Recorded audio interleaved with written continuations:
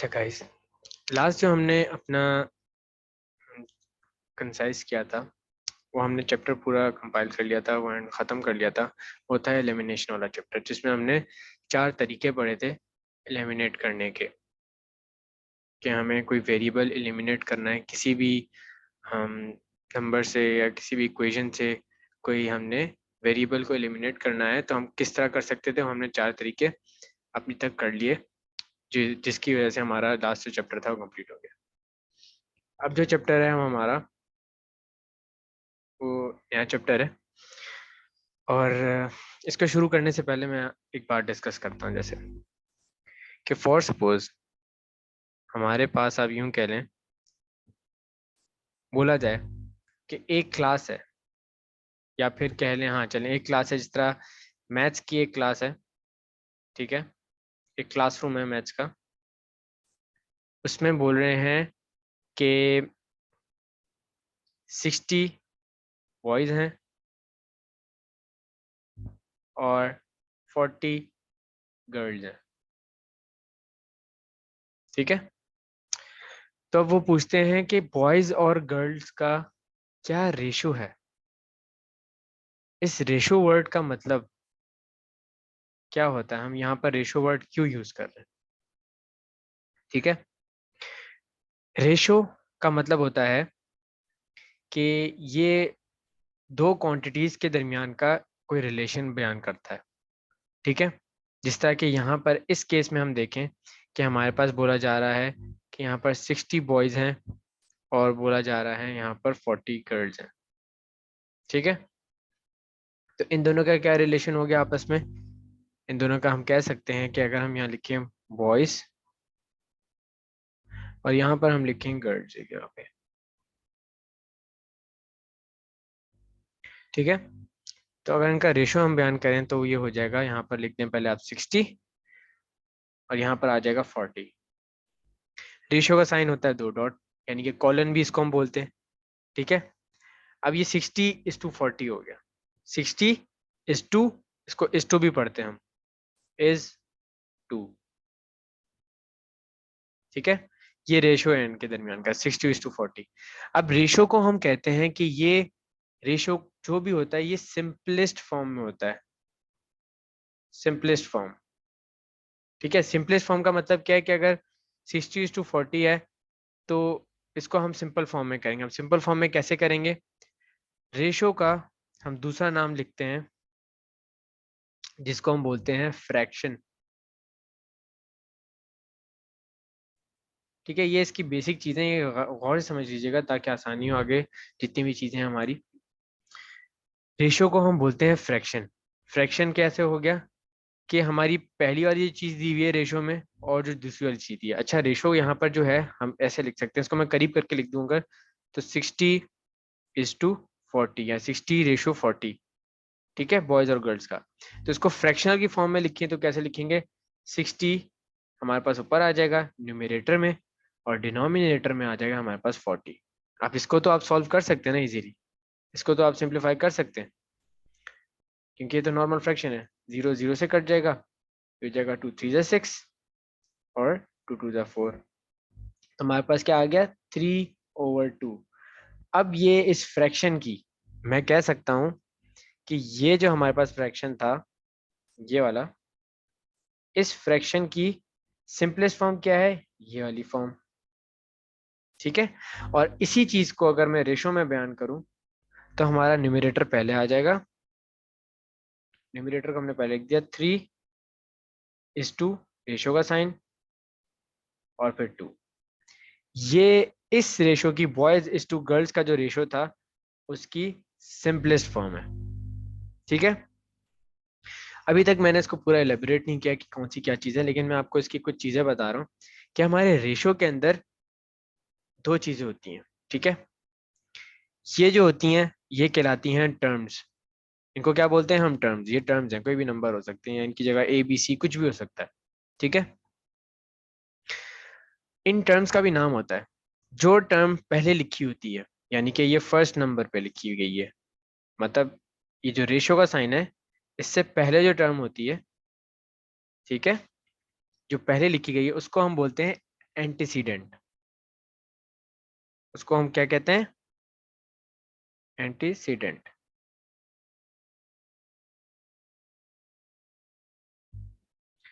और जो हमारे रेशो के बाद वाली टर्म होती है, ठीक है, उसको हम कहते हैं कंसीक्वेंट।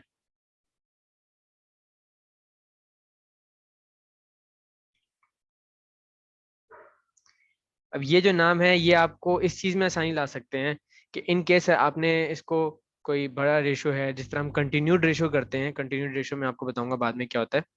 कंटिन्यूड रेशो होता है जिसमें 3 रेशो एक साथ होते हैं, 60:40:30, इस तरह बड़े रेशो जो होते हैं ना, उनको जब हम सॉल्व करते हैं तो इसके अंदर ये हमारे जो नाम है ये थोड़े बहुत काम आते हैं। तो एंटीसीडेंट क्या बन जाता है हमारा अगर इसको फ्रैक्शन फॉर्म में करें? अगर हम फ्रैक्शन फॉर्म में करें तो एंटीसीडेंट को हम लिख देता हूँ, मैं एंटीसीडेंट को बोल देता हूँ ए फॉर सपोज, और कंसीक्वेंट को बोल देता हूँ मैं सी। ठीक है, तो अगर मैं बोलूँ कि एक रेशो को अगर हम लेकर आ रहे हैं फ्रैक्शन फॉर्म में, तो उसको हम कैसे लिखेंगे? एंटीसीडेंट डिवाइडेड बाय कंसीक्वेंट उसका। ठीक है, एंटीसीडेंट क्या हो गया? The first term. Antecedent is the first term, consequent is the second term, second term, और ये होता है हमारा फर्स्ट टर्म।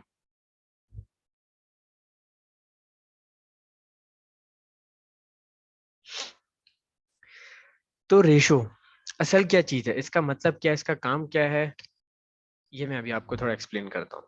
यहाँ पर हमने इस चीज की बात की कि 3:4 3:2 का रेशो आ गया हमारे पास बॉयज और गर्ल्स का।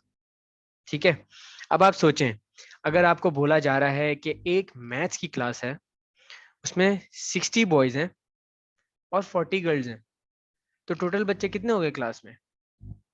60 + 40 विच इज इक्वल टू 100।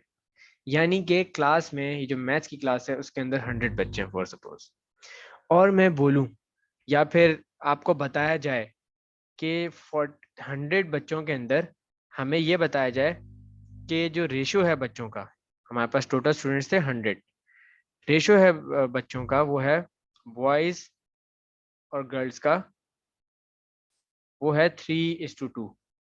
यानी कि अगर बॉयज और गर्ल्स का रेशियो निकाला जाए, वो बताया है हमें सिंपलेस्ट फॉर्म में या सिंपलेस्ट फ्रैक्शन में भी बोला जाता है, कभी कभार इस तरह भी बताया जाता है कि बॉयज ओवर गर्ल्स का जो है रेशियो है या फ्रैक्शन है, उसको हम इस तरह भी रिप्रेजेंट कर देते हैं कभी कभी, वो 3/2 है। इन दोनों का एक ही मतलब है। ठीक है, ये वही एंटीसीडेंट और कंसीक्वेंट की बात हो रही है यहाँ पर, 3:2 है। तो हम कैसे पता लगाएंगे कितने बॉयज और कितने गर्ल्स हो, अनटिल एंड अनलेस हमें ये वैल्यूज ना दी हुई। इस क्वेश्चन में तो पहले मैंने ये वाली वैल्यूज दी हुई थी ना, और उससे हमने रेशो निकाले। अब हमें रेशोज दिए हमें, और हमें अब निकालनी है real values of boys and real values of girls के कितने बॉयज और कितने गर्ल्स हो सकते हैं उस क्लास में। ठीक है, तो इसके तरीकेकार ये होता है कि टोटल जो रेशियो है वो 5 का हो जाएगा इस केस में। ठीक है, टोटल रेशियो 5 है ना, 3 + 2 5, ये हमने ऐड किया 5 है। ठीक है, तो हम क्या करेंगे, एक जगह पे करेंगे बॉयज के लिए, अगर हम करें बॉयज के लिए, बॉयज के लिए अगर हम करें तो ये हो जाएगा 3/5 मल्टीप्लाई बाय 100, टोटल बच्चे जितने थे। और गर्ल्स के लिए क्या हो जाएगा हमारे पास? गर्ल्स के लिए हो जाएगा 2/5 मल्टीप्लाई बाय 100। अच्छा, ये नीचे टोटल से क्यों कर रहे हैं हम डिवाइड? क्योंकि टोटल रेशो का टोटल जो है वो तो 5 है ना। जिस तरह हमारे पास टोटल बच्चे 100 थे, इस तरह रेशो का टोटल तो 5 है। तो इसको हम 5 नीचे डिनोमिनेटर में रखेंगे, न्यूमरेटर में जिस चीज का हम कैलकुलेट कर रहे हैं, जिस तरह बॉयज का कैलकुलेट कर रहे थे तो हमने बॉयज का रेशो लिया, गर्ल्स का कर रहे थे तो हमने गर्ल्स का रेशो लिया। ठीक है, तो अब इसको हम कैलकुलेट करके देख लेते हैं कि हमारे पास क्या आता है। 3/5 मल्टीप्लाई बाय 100 अगर आप करें तो 5 1 ज़ा 5, 5 20 ज़ा, 3 2 ज़ा, अब 3 को 20 से आप मल्टीप्लाई करेंगे तो 60 आ जाएगा। इसी तरह आप जब 5 1 ज़ा 5, 5 20 ज़ा 100, 2 2 ज़ा 4, तो 40, तो आगे वापस हमारे पास वो वैल्यूज ऑब्टेन कि गर्ल्स 40 हैं और बॉयज हमारे पास 60 हैं, जो कि हमने ऊपर निकाले थे, जो कि हमें पहले से मालूम थे, ये कह सकता हूं मैं। ठीक है, ये बात समझ आ रही है आप लोगों सबको? अगर सबको समझ आ रहे तो चैट बॉक्स में यस लिखते हैं जल्दी से। Very good.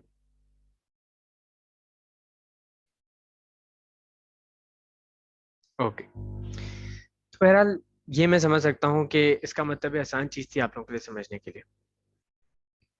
Okay, very good.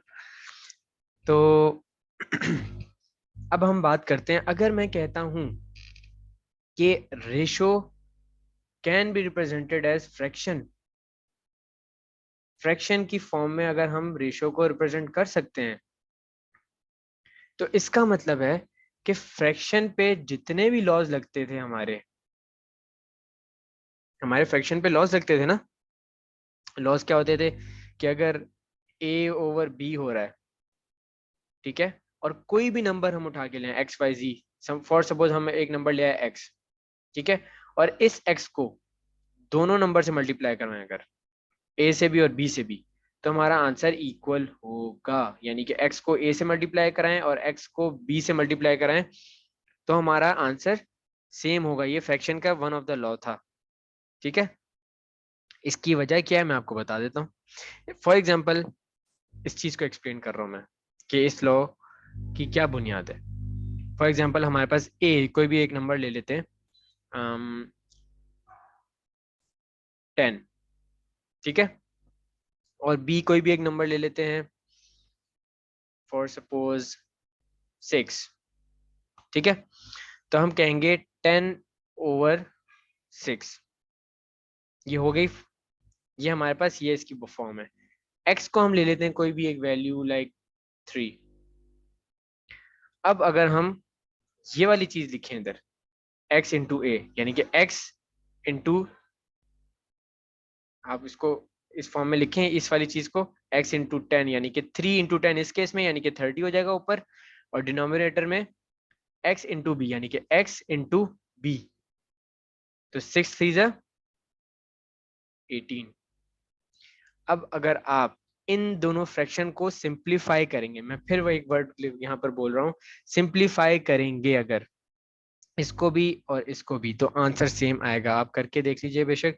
ये आएगा हमारे पास 2 3 6 और 2 5 10, तो ये हमारे पास आ गया 5/3 फ्रैक्शन में। अगर आप इसको करके देखेंगे तो हमारे पास तब भी यही आएगा।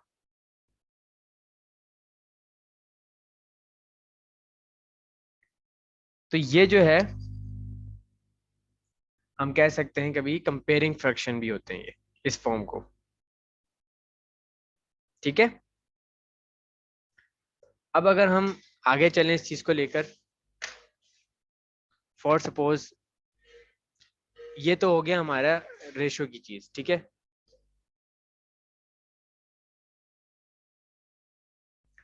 अब एक बात आती है, दो वर्ड्स हैं और काफी मुश्किल वर्ड्स हैं, शायद आपको भी मुश्किल ही लगे। एक होता है कमेंसुरेबल, एक होता है इनकमेंसुरेबल। अब इनका क्या मतलब है? ये वर्ड्स तो काफी बड़े और काफी मुश्किल लगते हैं, ये आपकी बुक में भी लिखे होंगे।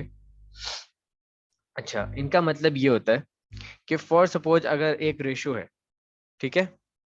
अच्छा, ये जो मैंने बात बताई है, इसका यहाँ बताने का मकसद ये था कि जो लॉज फ्रैक्शन में लगते हैं वही रेशो में लगेंगे, क्योंकि हम रेशो को एज अ फ्रैक्शन भी ट्रीट कर सकते हैं। तो इसी तरह ये जितने भी लॉज वगैरह हैं जो फ्रैक्शन पे लगते हैं वो रेशो पे भी लग सकते हैं। अगर हम अभी एक बात करें जिसकी मैं बात कर रहा था, कमेंसुरेबल और इनकमेंसुरेबल की, ये क्या चीज़ है? ये एक ऐसी चीज़ है, फॉर सपोज अगर मैं बोलूँ कि आपके पास रेशो दिया हुआ है या फ्रैक्शन लिया, आप फ्रैक्शन ले लें, रेशो और फ्रैक्शन को सेम ही समझें। फ्रैक्शन दिया हुआ है जिसका आंसर आ रहा है 3/2, ठीक है। ये इस तरह के फ्रैक्शन को आप इस तरह भी रिप्रेजेंट कर सकते हैं, √9/√4। ठीक है, इसका आंसर तो यही आएगा ना। √9 का मतलब होता है 3, क्योंकि √9 को आप सॉल्व करते हैं तो इक्वल टू 3 होता है, ये इक्वल टू 3 हो जाता है। और जो नीचे वाला होता है इक्वल टू 2 हो जाता है, तो 3/2 हो जाता है ये फिर। तो अगर कोई भी आपको फ्रैक्शन दिया हुआ, जब आप उसको सिंप्लीफाई करते हैं और इसका आंसर ये आ रहा है, यानी कि आप कह सकते हैं ये रैशनल नंबर है या इरेशनल नंबर है, ये तो आप बता सकते हैं। तो अगर आपका कोई भी दो आप वैल्यूज लेते हैं और वो इंटीजर्स आ रही हैं, ठीक है, यानी कि एक प्रॉपर आंसर आ रहा है, दो इंटीजर्स के दरमियान का आप कह लें, दो इंटीजर्स के दरमियान का रेशो है, तो उनको आप कहते हैं कमेंसरेबल। ठीक है, ये आपको जानना जरूरी है, इसका इतना खास डीप में नॉलेज होना इतना जरूरी नहीं है। कमेंसरेबल कब होता है? जब हमारे पास दो इंटीजर्स हो। अगर दो इंटीजर्स ना हो, कोई ऐसी चीज हो जो कि इरेशनल चीज हो जाए, जिस तरह अंडर रूट आप कह लें 3, अगर अंडर रूट 3 ऊपर आ गई और नीचे कुछ भी वैल्यू आ गई, तो ये देखें आप, ये इरेशनल है। इरेशनल वैल्यू है कि ये कोई ऐसी वैल्यू होगी 0.1 2 3 4 सपोज चलती रहेगी, ये रिकरिंग टाइप की होगी, तो इसको हम बोलेंगे इनकमेंसरेबल।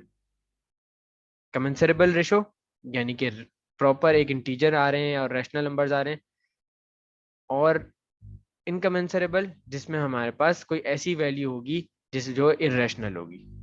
ठीक है, अब यहां तक तो ये रेशो की बात थी। इसमें और चीजें मैं इंक्लूड करूंगा जो कि मैं आपको थोड़ा और डीपली रेशो का समझाऊंगा जब, तो उसमें और हम जाएंगे, लेकिन अभी क्लास का टाइम थोड़ा एंडिंग की तरफ है, तो मैं आपको एक और चीज यहाँ पर जिक्र कर देता हूँ रेशो से रिलेटेड। वो ये है कि हमें फॉर सपोज पूछा जाता है कि एक घर है, ठीक है,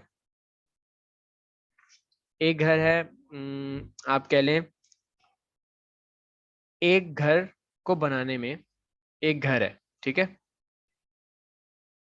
बहुत अजीब सा घर है, लेकिन आप फॉर सपोज इसको इमेजिन कर लें ये एक घर है, ठीक है। एक घर को बनाने में आपके पास लगते हैं 5 मजदूर, या यूं कह लें छोटा रेशो रख लेते हैं, एक घर को बनाने में आपको लगते हैं 2 मजदूर, ठीक है। तो अगर हमें बताया जाए कि आपके पास 4 मजदूर हैं, ठीक है, अभी यहां पर हम ये कह रहे हैं कि हमारे पास टाइम जो है ना वो कांस्टेंट है। कांस्टेंट का मतलब है टाइम सेम है, मतलब एक 2 मजदूर को लग रहे हैं, फॉर सपोज हम एक इमेजिनेशन में रख लें कि 2 मजदूर को लग रहे हैं 1 घंटा, 1 आवर लग रहा है ये घर बनाने में। इस तरह का घर 1 घंटे में भी बन जाएगा, ठीक है। और यहाँ पर भी बोलें कि 1 घंटे में ये जो 4 मजदूर हैं ये कितने घर बना लेंगे, तो यहाँ पर हम रेशो यूज करते हैं। और किस तरह के रेशो यूज कर सकते हैं हम, यहाँ पर हम बोलते हैं कि अगर एक घर 2 बंदे बना रहे हैं 1 घंटे के अंदर, इसको साइड पे लिखते हैं आप। अभी अभी हम कंटिन्यूड रेशो की तरफ ही जा रहे हैं, ये कंटिन्यूड रेशो का एक सवाल आता है वैसे।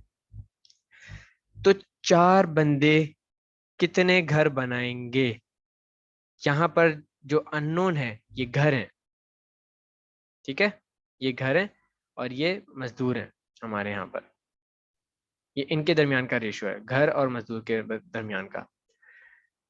तो यहाँ पर अननोन की जगह हम लिख देते हैं एक्स।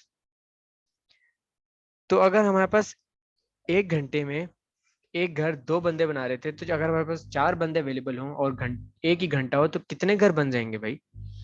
इसके लिए हम रेशो अप्लाई करते हैं और रेशो के बाद हम इनको करते हैं इक्वल, इक्वल करते हैं। और किस तरह करते हैं, 1/2 इक्वल टू, ये x ले लिया था हमने, x/4। चूंकि इनका आप कह सकते हैं रेशो बराबर होगा। क्यों होगा, जब आगे हम इसको डीपली पढ़ेंगे तो आपको समझ में आएगा। अच्छा, इस चीज को हम बोलते हैं, इस चीज को हम क्या बोलते हैं, प्रोपोर्शन।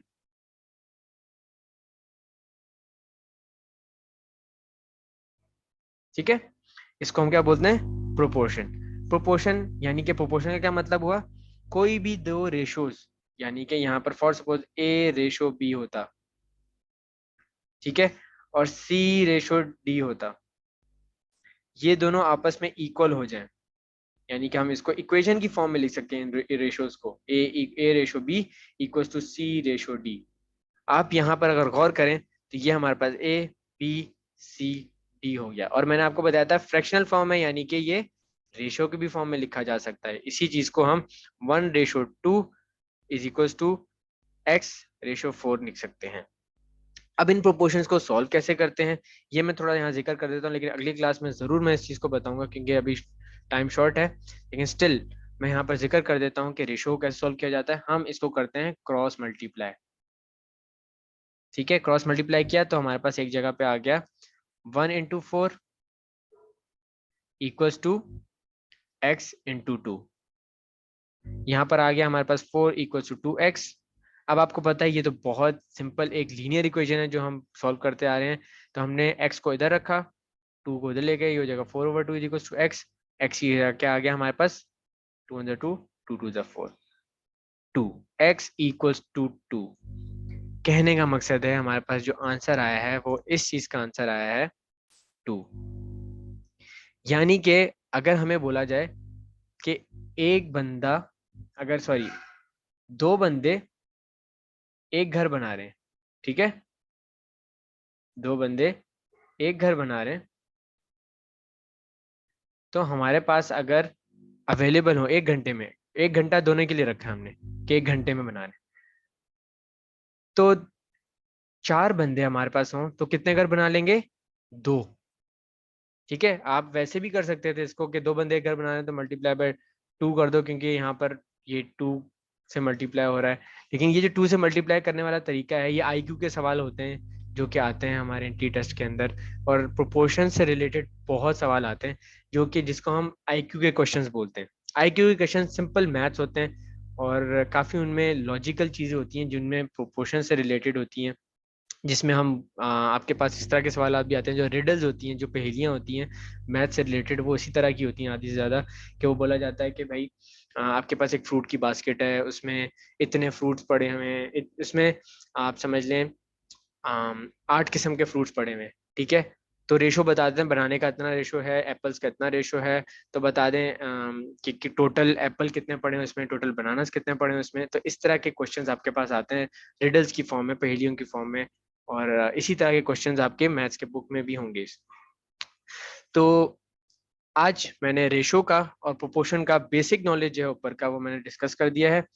इंशाल्लाह अगली क्लास में इसको हम थोड़ा और डीपली लेके जाएंगे, लेकिन उससे पहले मैं चाहता हूँ कि आप लोगों के पास बुक होगी, ठीक है, नए जो कोर्स अभी निकला है उसके हिसाब से जो भी आपके पास बुक होगी, तो उसमें रेशो वाले चैप्टर का जो कि वेरिएशंस के नाम से होगा आपके पास, उसका 3.1 मैं ये एक्सरसाइज की बात नहीं कर रहा, जैसे चैप्टर खोलेंगे उसमें रेशो से रिलेटेड जो आपके पास चीजें लिखी हुई हैं वो आपने सिर्फ एक दफा गो थ्रू करनी है रेशो और प्रोपोर्शन के बारे में। कंटिन्यूड प्रोपोर्शन नहीं कीजिएगा, वो मैं आपको समझा दूंगा। उससे पहले यानी कि प्रोपोर्शन तक 3.2 की हेडिंग तक आप लोगों ने पढ़ना है इस चीज को कि इसमें क्या लिखा गया है। इन चीजों को मैं बाद में एक्सप्लेन भी करूंगा, लेकिन एक्सप्लेनेशन से पहले एटलीस्ट आपने पढ़ा हुआ होगा ना, तो आपको समझ में आ रहा होगा कि मैं यहाँ पर क्या वर्ड किस चीज के लिए यूज कर रहा हूँ। ठीक है, तो चैप्टर में से यूनिट नंबर 3 में से 3.1 और 3.2 आपने नेक्स्ट क्लास के लिए रीड करना है, जो कि इंशाल्लाह कल होगी। आज के लिए इतना ही। इस यहाँ तक अगर कोई सवाल है तो भी पूछ लें फौरन से, अगर कोई सवाल नहीं है तो नो बोल दें जल्दी चैट बॉक्स में।